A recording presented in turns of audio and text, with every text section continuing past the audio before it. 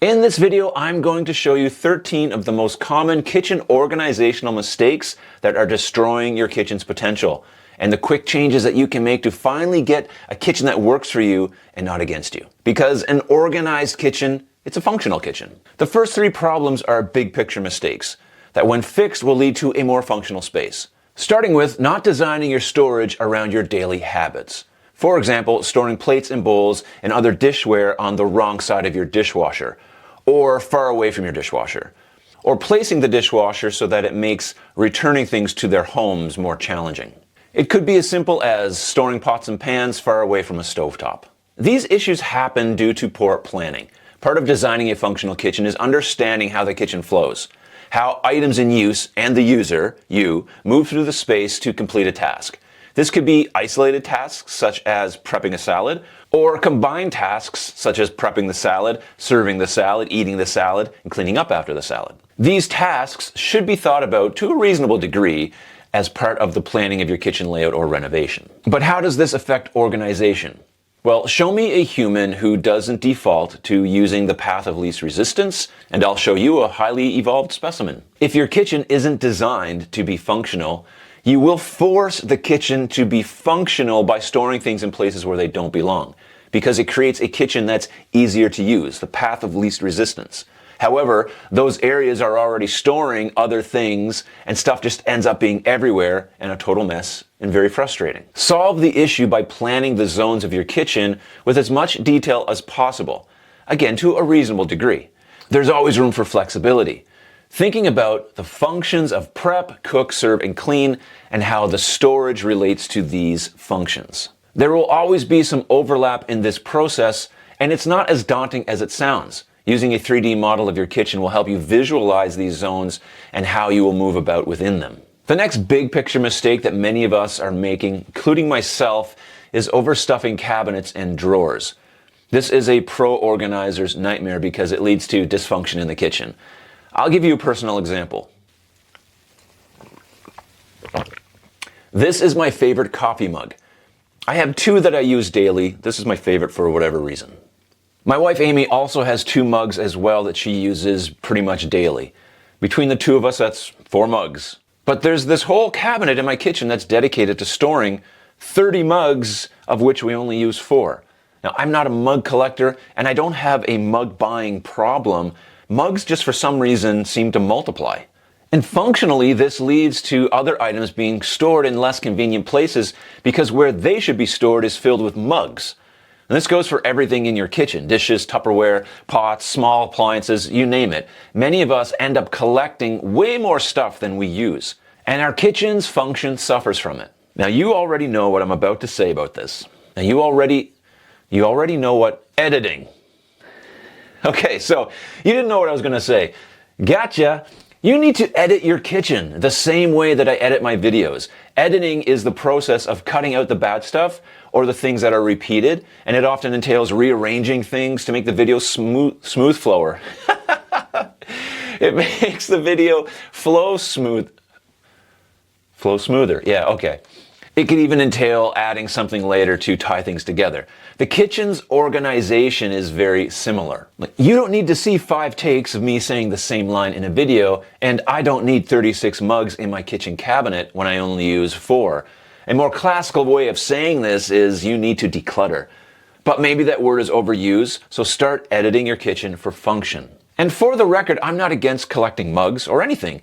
It's when your collection of things hinders the kitchen's use that it becomes an issue. Besides, collections should be displayed, not kept behind closed doors.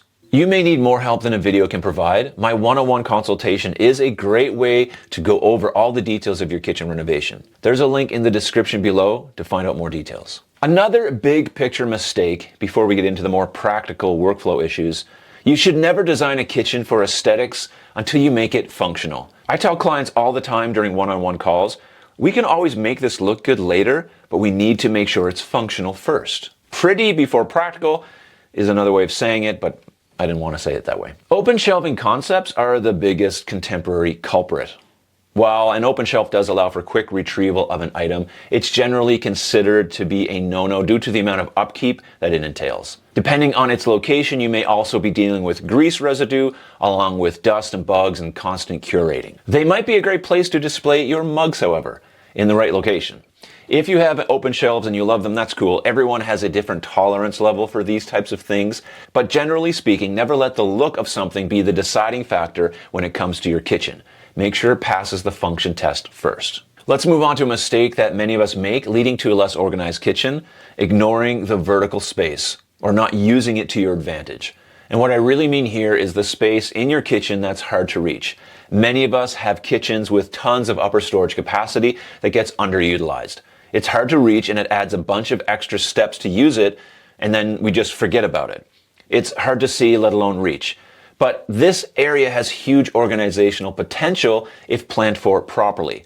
First, you need to store things in daily, weekly, monthly, and yearly categories. Daily and weekly in the prime real estate of your kitchen, monthly and yearly in the hard-to-reach areas. And this negates the daily use of a kitchen chair or ladder to retrieve things. Next is to make these areas easier to reach by adding some accessible enhancing accessory, such as a toe kickstand or a fold-out stool, or some kind of pull-down system, in a strategic place that allows you to have easier and safe use of the space. And this helps you avoid overstuffing the more reachable parts of your kitchen, allowing them to be more organized as well. The zones of your kitchen should all be working together. You may not be in the position to, or you just don't want to, purchase a $500 stool or an $800 pull-down. And I totally get that. So the next mistake is completely free to fix, and I'd say close to 100% of people aren't even doing this. Adjust your shelves. It doesn't get any easier than that. Most people leave their shelves in the factory default positions. But why? The cabinet company will not be mad at you if you adjust these. That's why they made them adjustable. This will lead to more organization in your cabinets, as it will be more difficult to stack multiple items on top of each other. Plus, adding an extra shelf is very cheap and easy. If you have the rare case of non-adjustable shelves, simply installing riser inserts are a great way to section off parts of your wall cabinets to make things easier and neater to store. However, only use them if they benefit you. You can easily start overstuffing your cabinets with inserts and risers and be in a worse position than when you started. Moving on to some lower cabinets, this mistake is another thing that is very easy and very inexpensive to fix. When you open a kitchen drawer, you shouldn't lose your salvation trying to get the garlic press. Overstuffing drawers and allowing these kitchen drawers to become dumping grounds for tools and items and cutlery and all that stuff will keep your kitchen less functional and unorganized. Very basic dividers will go a long way to help you get organized. While there are highly custom solutions available, you can also just start experimenting for a few dollars. You can pick up adjustable bamboo dividers at a dollar store. I picked up a few for my kitchen because I had one wide drawer that just didn't seem to have much happening in it. I needed to section it off. For a few dollars, it made a huge difference. Deep drawers are particularly troublesome. If you are storing smaller items in a deep drawer, the chances that you'll be digging around is amplified. Be mindful in the design stage of the drawer width and depth, and plan out the storage of each drawer the best you can. My rule of thumb is to be cautious of narrow, deep drawers.